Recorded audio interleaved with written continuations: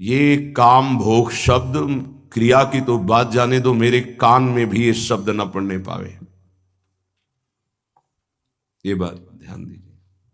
संग करना ये तो दूर की बात रही, श्रीधाम वृंदावन में प्रिया प्रीतम की उपासना में मुझे जो लगाया गया है, जिनका मैं भजन कर रहा हूं, एक तड़ित वर्ण वाले पीतारुण अक्षय अनंत तनिल लता भाम, बिजली की अनंत कांति, एक श्याम मेघ, इनकी उपासना। तो सावधान ये रहे कि करणाभ्यरणा स्पर्शिनः, मेरे कान में शब्द भी काम भोग का न पड़े। क्रिया और संग मात्रादिहस्ता, संग आदि अन्य चेष्टाएं ये तो दूर की बात रही, मेरे कान में भी काम शब्द न पड़े, क्योंकि सुनने मात्र से ही ये भय उपस्थित कर देता है। कुछ ही दिन की बात है, वो स्मार्ट मोबाइल के कारण उन्होंने अपने शरीर को पूरा कर दिया। साधक थे, उन्होंने सुसाइड नोट में लिखा कि मैं अपने शरीर को इसलिए नष्ट कर रहा हूं क्योंकि इस मोबाइल से मैंने गंदी बातें देखी और वो मेरे मन को बहुत मथित कर रही हैं। मैं जीने की आशा छोड़ चुका हूं, किसी का इसमें कोई दोष नहीं, और अपने शरीर को पूरा किया। हम तो आंतरिक उस वृत्ति को प्रणाम करते हैं जो इस ग्लानि से युक्त हुई, लेकिन उस अज्ञान को नकारते हैं कि ऐसा नहीं होना चाहिए।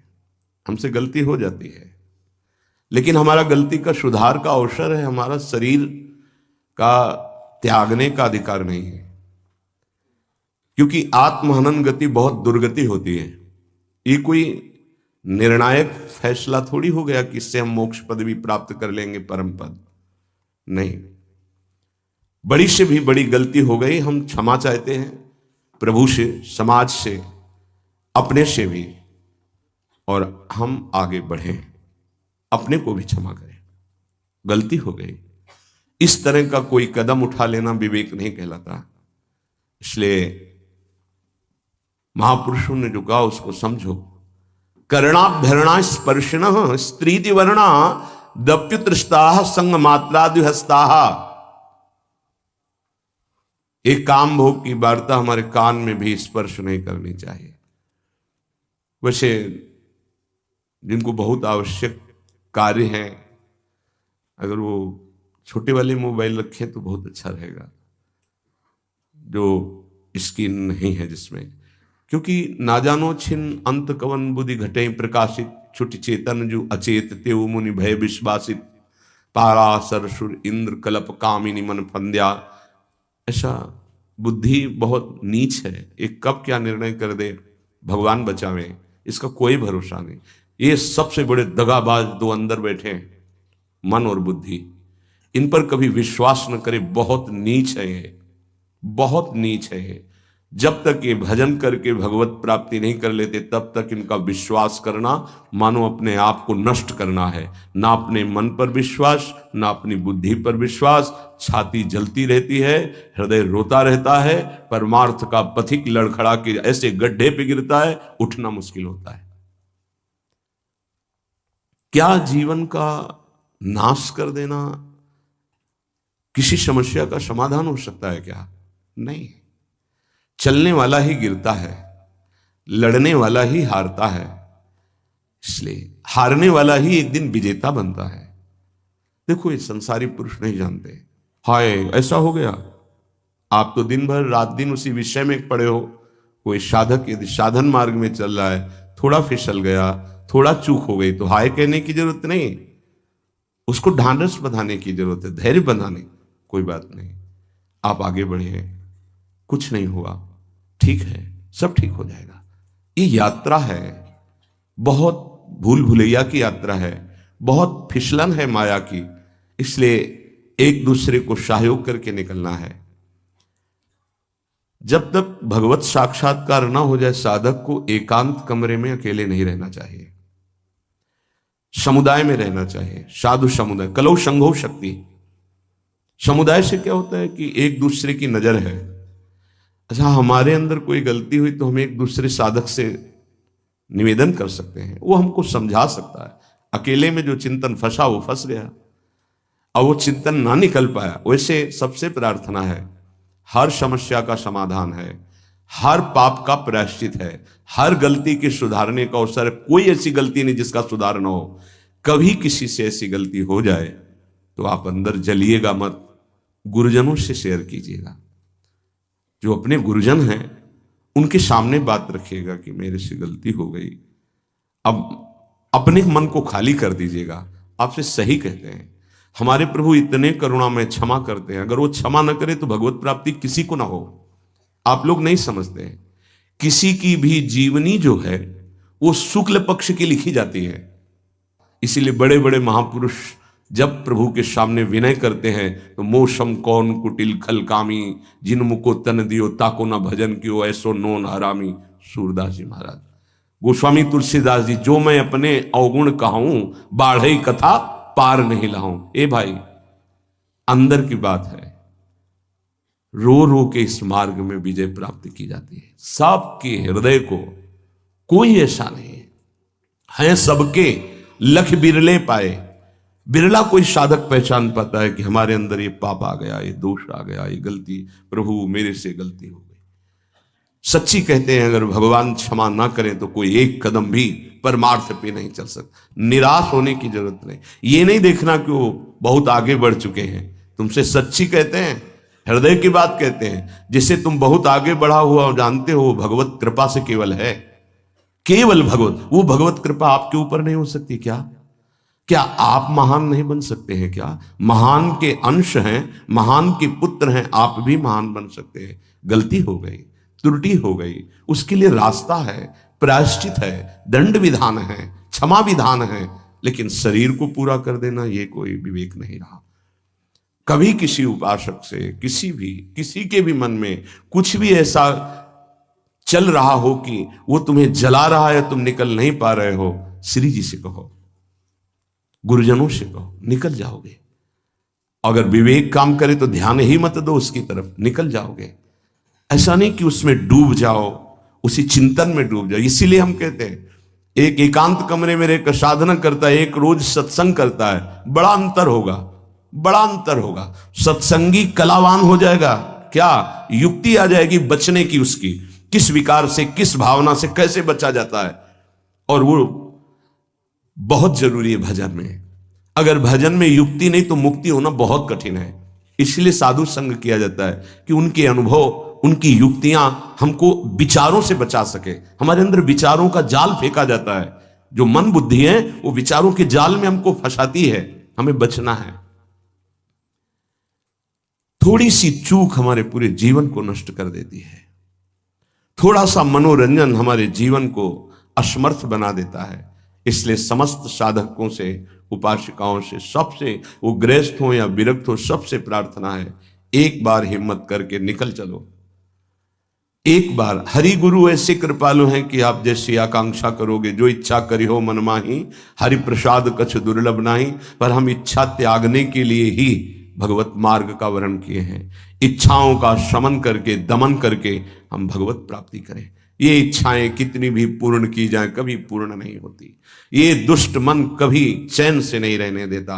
ये हर समय संकल्प विकल्प बनाते हुए सब प्राणियों को अधीन किए हुए है। बड़े भाग्यशाली हैं जो इसकी चाल को पहचान गए और गुरु प्रताप से प्राप्त नाम मंत्र के बल से इसकी चाल को नष्ट कर दिया। श्रीपाद कितनी सावधानी की बात कह रहे हैं। करणाभ्यरणा स्पर्शिणः, मेरे कान में भी ये शब्द नहीं पड़े। हे प्रियालाल, ऐसी कृपा करो कि मेरे कान में भी काम भोग की बातें ना पड़े। और जो मोबाइल में देखेंगे फिर कैसे चल पाएंगे। इसलिए बहुत विचारणीय विषय है। सावधान। हम हृदय से पीड़ित होकर के कह रहे हैं कि आपके पास यदि वो स्मार्ट मोबाइल है और आपकी क्षमता ऐसी नहीं कि आप अपने मन को रोक सके, तो कृपया आप मोबाइल को चेंज कर लें, बदल लें। आपको आवश्यक है छोटा वाला रख लें, बड़ा वाला पारिवारिक जनों को दे दें या हटा दें। क्योंकि आज हमारी बुद्धि शुद्ध है, कल हमारी बुद्धि कुछ देखना चाहेगी। अगर हम देख लिए तो हमारा मनन बनेगा, मनन बनेगा तो फिर हम असहनीय हो जाएंगे, हम सहन नहीं कर पाएंगे। सहत सहत बाढ़े भगति गृह तन गुरु हितगार। सहन करने वाला भक्ति मार्ग में आगे बढ़ता है और टूट गया तो संसार में रह जाता है। इसलिए प्रायः साधक बहुत सावधान रहते हैं, पर ये असावधानी चूंकि स्वाभाविक सहज में हो जाएगी। हमारे पास रखा है ना मोबाइल, उन्होंने अपने उसमें लिखा कि मैं इस इंटरनेट और इस मोबाइल के कारण ऐसा, तो मुझे इस बात पर बहुत कल से विचार हुआ। मतलब बड़ा एक तो ये दुख हुआ कि ऐसा नहीं होना चाहिए था, उसके लिए समाधान है। हम ऐसा क्यों करें, मोबाइल को यमुना जी में फेंक दें, कसम खाएं, नियम लें कि मोबाइल रखेंगे नहीं। हमें लगता है 25-30 वर्ष से मोबाइल की रचना हुई, पहले तो नहीं थी। तो क्या पहले भारत में कोई जीवित नहीं था क्या मोबाइल के बिना? क्या कोई चल नहीं रहा था क्या मोबाइल के बिना? क्या कोई समस्याएं सबको घेर रही थी? हमें लगता है जब से ये बढ़ा तो समस्याएं बढ़ गई। क्या समस्या है? ना हम चैन से विश्राम कर सकते हैं, ना हम कहीं अपने हृदय को प्रभु की तरफ लगा सकते हैं। जहां एकांत हुआ उसी में लग गए, वो रील देख रहे हैं, गेम देख रहे हैं, सीरियल, अब तो पूरा सब उसी में संसार भरा हुआ है। बहुत सावधान। अपने नेत्रेंद्रीय, अपने श्रवणेंद्रीय, वाकेंद्रीय, तीन साधना पे बहुत जोर विघ्न डालती हैं या सहयोग करती हैं। नेत्रेंद्रीय देखना, श्रवणेंद्रीय सुनना और वाकेंद्रीय बोलना, इन तीन का बहुत बड़ा योगदान है। श्रवण, कथन, दर्शन, ये अगर सही है तो साधना बढ़ जाएगी और दूषित है तो साधना नष्ट हो जाएगी। स्वाभाविक आप समझना, अगर हमारे पास विषय सामग्री है तो हम लाख कोशिश करें मन को नहीं रोक सकते, वो विषय सामग्री में गिर ही जाएगा। नहीं नहीं नहीं नहीं हो गए, पक्का समझ लीजिए। मोबाइल में पूरे विश्व का विषय भरा हुआ है, अगर आप उसका सदुपयोग करें तो सत्संग भी है बड़े बड़े महापुरुषों के, लेकिन सदुपयोग करने की लालसा कम, दुरुपयोग करने की लालसा ज्यादा हमारे अंदर भरी हुई है। तो हमसे ऐसी चूक ना हो, अगर ऐसी चूक हो भी जाए तो आप निराश मत होना। प्रार्थना है आपसे, कुछ नहीं बिगड़ेगा। अगर अंतिम बन गया तो सब बन गया, आपको निराश नहीं होना है। आपको किसी महापुरुष से तत्काल निवेदन करना है, अपनी बात रखनी है, आनंदित हो जाओगे, कुछ नहीं बिगड़ा। अरे घोर वैश्यागामी, घोर पापाचारी को भगवत प्राप्ति हो सकती है, तो ये ऐसी कोई बात दिमाग में न लावे। भगवान के वचन है, अपिचेत सुदुराचारो भजते माम अनन्य भाग साधुरेव समंतव्या सम्यक व्यवसिता। ऐसा सुदुराचारी माने सांगोपांग दुराचार करने वाला। हे, शरीर को नष्ट कर देना ये कोई विवेक नहीं है, कोरी मूर्खता है। बहुत दुर्लभ मानव देह मिला है। अगर हमसे गलती हो जाती है तो हमारे प्रभु बहुत करुणामय है, वो क्षमा कर देंगे। लेकिन ये गलती, ये तो हमारे लिए क्षमा की कोई स्थान ही नहीं रह गया, कोई प्रार्थना ही नहीं रह गई। बिल्कुल कभी कोई निराश ना हो, किसी भी विषय में फंसा हो, किसी भी दोष में फंसा हो, किसी भी नाना प्रकार के प्रापंचिक प्रवृत्तियों में फंसाओ, घबराना नहीं, निराश मत होना। एक मार्ग है, अभी अवसर है, आप भगवत प्राप्ति कर सकते हैं, बिल्कुल प्रसन्न हो जाना। अगर आपको ऐसा कहीं आसपास कोई संत महात्मा, तो उनके समीप जाना, जो सुलझे हुए हों उनसे अपनी बात कहना, वो आपको संभाल लेंगे। या ऐसा ना हो तो प्रभु के श्री विग्रह के सामने रोना, वो संभाल लेंगे पक्का। ये काम जब राग से उत्पन्न होता है तो ये केवल पाप ही कराएगा। भगवान महासनो महापापमा, ये महापापी काम पापात्मा है, ये उसे पापात्मा बना देता है जिसके हृदय पर अपना अधिकार करे। और महासनो कभी तृप्त होने वाला नहीं है। अगर इसकी पूर्ति न हो तो विद्धेनमी वैरिणम, ये क्रोध रूप धारण कर लेता है, दुश्मन की तरह बर्ताव हो जाता है। देखो कितना बड़ा दुश्मन, साधना छूटी, जीवन छूटा, अब क्या परिणाम ठाकुर जी जाने। ये महान दुश्मन कामेश क्रोधेश रजोगुण समुद्भवा, इसकी व्याख्या पीछे हो चुकी है।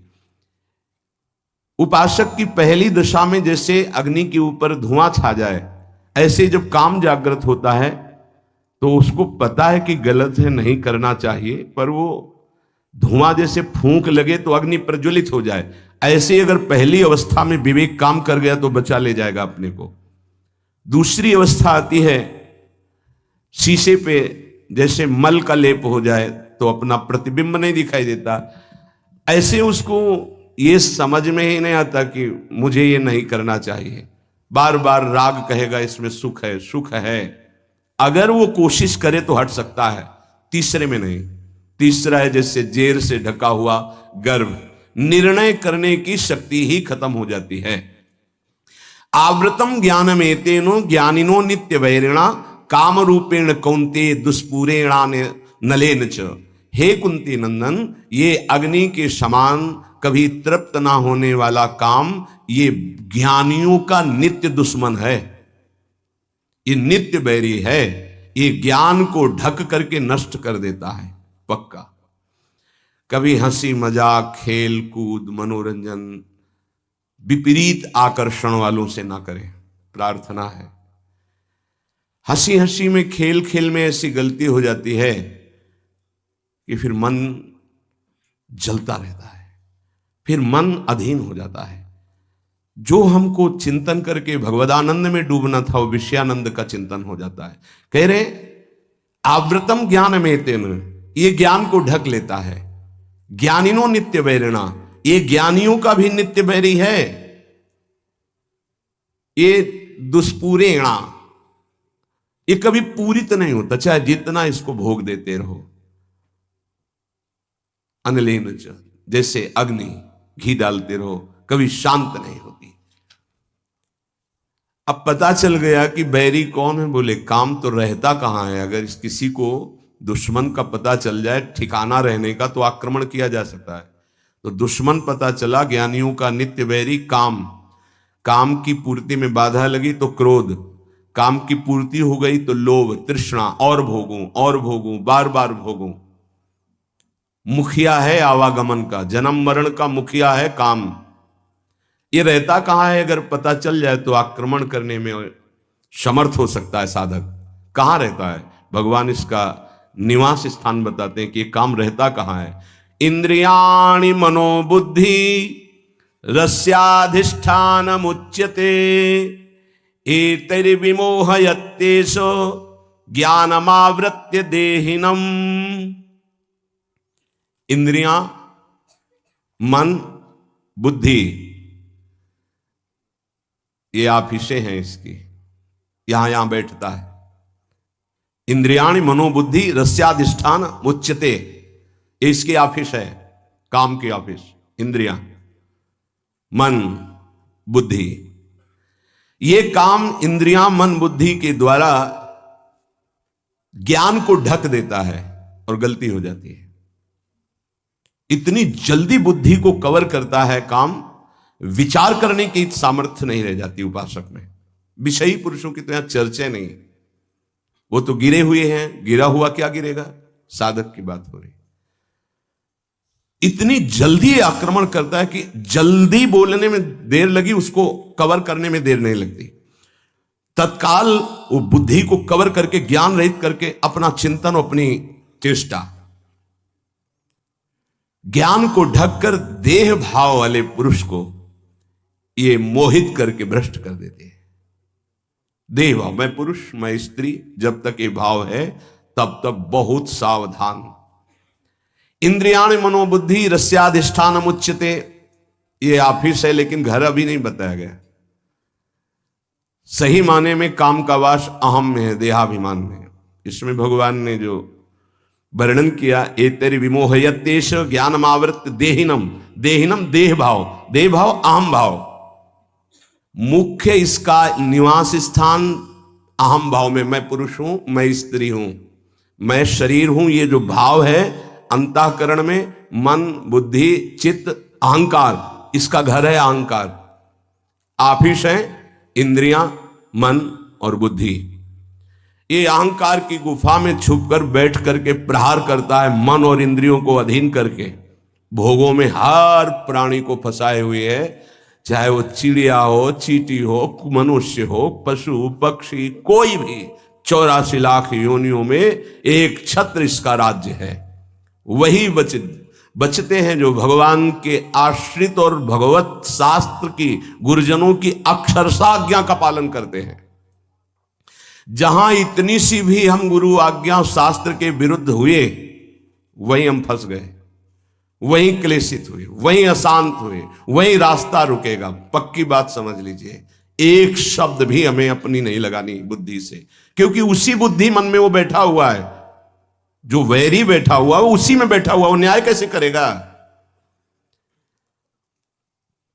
किसी भी पदार्थ को जब देखते हैं तो इंद्रियों में कामना पैदा होती, इंद्रियों में जब इंद्रियों में कामना पैदा, पदार्थ वस्तु व्यक्ति स्थान पहले देखना ही होता है या सुनना होता है, तभी कामना पैदा होती, सुन के या देख के इंद्रियों में कामना पैदा होती है।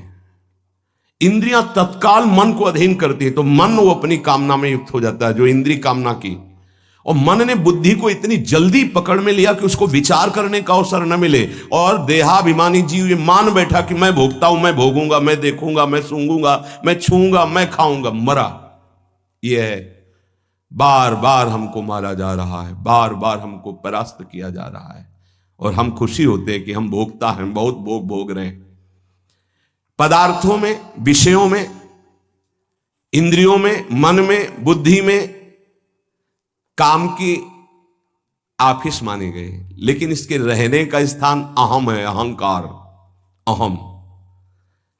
ये दिखता है इन स्थानों पे, पर छुप के रहता है अहंकार में, अंतःकरण धर्म में जो अहंकार है, बुद्धि, मन, चित्त, अहंकार, उस अहंकार में रहता है। समस्त क्रियाएं शरीर, इंद्रियां, मन और बुद्धि से होती हैं। ये चारों कर्म करने के साधन हैं। इनमें काम दिखाई देता है, पर रहता अहम में है, इसलिए मारना बड़ा मुश्किल हो जाता है। ध्यान दीजिए, हम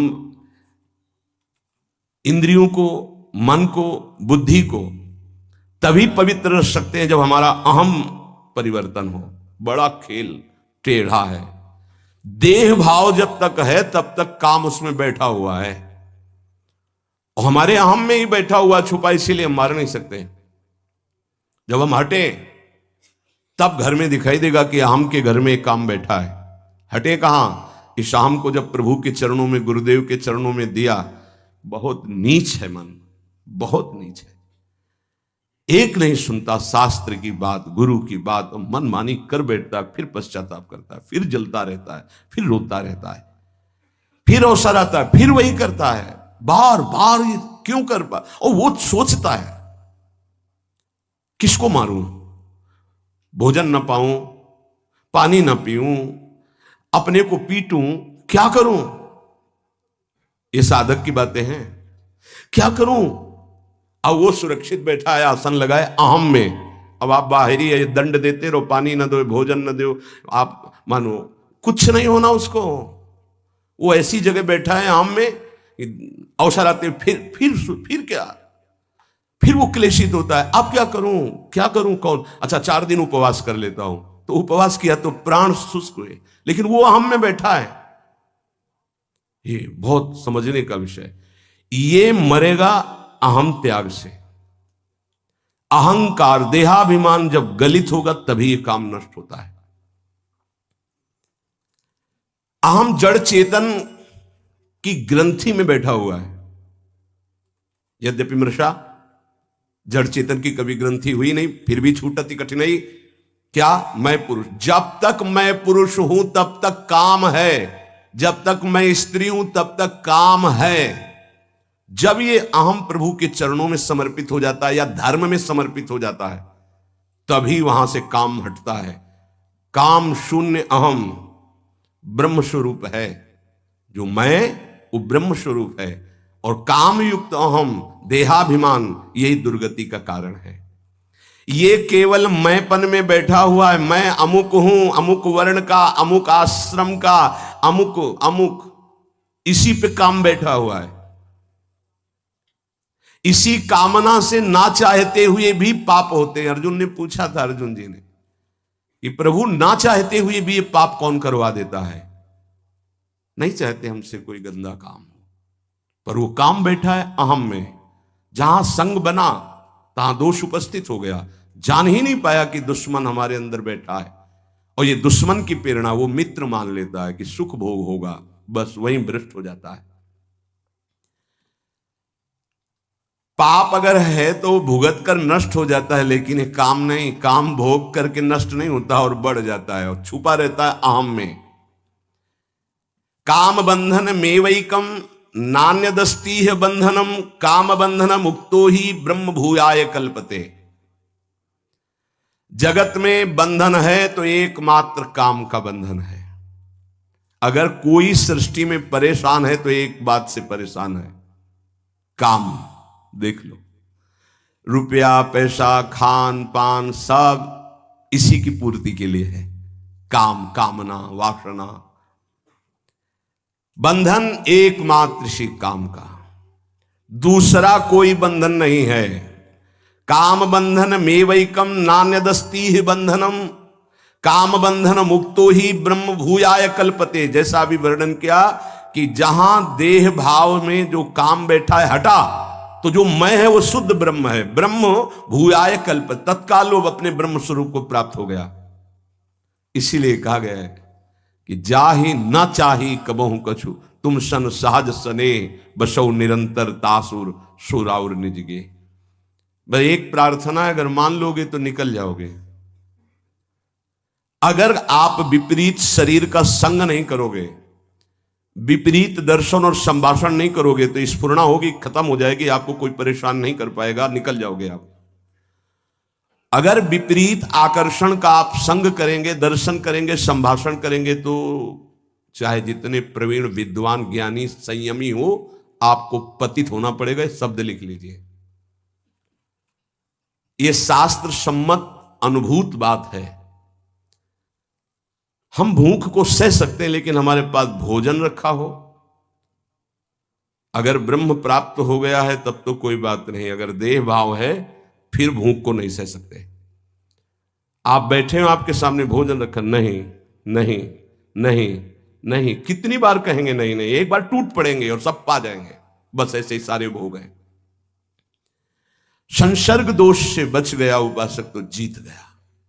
कभी भी, कहीं भी, किसी से भी प्रार्थना है, चाहे यंत्र से हो, चाहे शरीर से हो, या चाहे किसी ग्रंथ पंथ किसी से भी हो, हमें बहुत सावधान रहना है, संसर्ग नहीं होने देना। कुछ ऐसे पुस्तिकाएं हैं जिनको पढ़कर आप भ्रष्ट हो जाएंगे। कुछ ऐसे दृश्य हैं, कुछ ऐसे व्यक्ति हैं, कुछ ऐसे संसर्ग हैं, बहुत सावधान। काम बंधन में वैकम, साधक का एक ही भारी दुश्मन है, इसी से सब परास्त हो जाएंगे। भगवान ने कहा है ज्ञानिनो नित्य वैरिणा, ये काम। यहां काम बंधन में वैकम, पूरे जीवन यही अपने अधीन किए रहता सबको, पूरे जीवन भर, चाहे वो शरीर वृद्ध हो जाए, वो अधीन किए रहता है। नान्यदस्ति ही बंधनम, कोई और दूसरा बंधन नहीं है। काम बंधन मुक्तो ही, तो ब्रह्म भूयाय कल्पते, वही ब्रह्म बोध हो जाता है जो मैं काम रहित हो जाता है, मैं जिसका काम रहित। एतरि विमोह यत्तेषु ज्ञानम आवृत्य देहिनम, ये काम प्रमाद स्थिति में ज्यादा बढ़ता है। प्रमाद, जो आपकी दिनचर्या है, नहीं जाना हमें वाणी पाठ में, नहीं जाना हमको कीर्तन में, ये जो प्रमाद है कि ना करने योग्य क्रिया को करना और करने वाले में ना करने की भावना, इससे आप बचिए। आप अपनी दिनचर्या को बिल्कुल ब्रह्म मानिए, आप जीत जाएंगे, पक्का जीत जाएंगे। आपकी दिनचर्या टाइम टू टाइम कई वर्ष लगातार चले, फिर आप देखना रंग आ जाएगा आप में। जब हमसे कोई गलती की बातें हैं अंदर, अरे यार चलना तो इधर ही है, पूरा जीवन हमको जलना है इधर है, क्यों हम आज, अगर आज कुछ छू लिया, देख लिया, सूंघ लिया, चख लिया, भोग लिया, तो कल क्या होगा? आखिरकार जलना तो पूरे जीवन है ना, तो हम थोड़ा और जल लेते हैं, फिर शांति के मार्ग में आगे बढ़ जाते हैं विचार के द्वारा। नहीं चाहिए। अच्छा, जिनके पास है सब भोग भोग रहे हैं, वो मरना तो है ही ना, भोग छूटेंगे तो है ही ना। मरने के बाद क्या है? क्या कमाया आपने? हाथ खाली, वही अशुभ और शुभ कर्म, न भजन न सच्चिदानंद से प्रीति।